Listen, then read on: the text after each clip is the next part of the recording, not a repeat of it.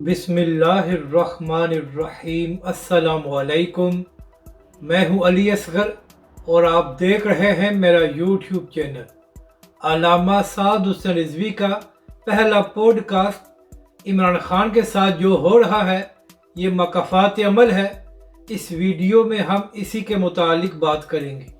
नाजरीन कराम, तहरीक लब्बैक के सरबरा अल्लामा साद हुसैन रिजवी का आज पहला पॉडकास्ट फ़र्ख वराई साहब के साथ हुआ है।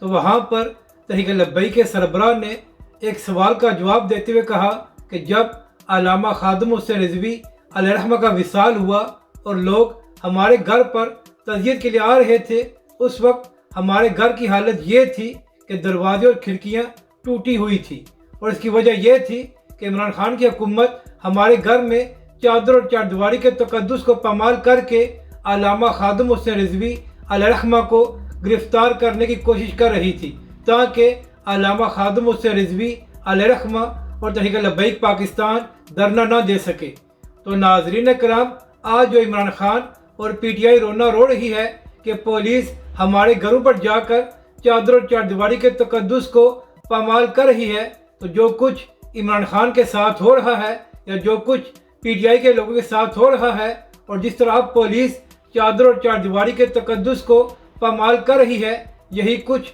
इमरान खान की हुकूमत ने अल्लामा खादिम हुसैन रिजवी अलैहिर्रहमा और तहरीक लब्बैक पाकिस्तान के दीगर कायदीन के साथ किया था।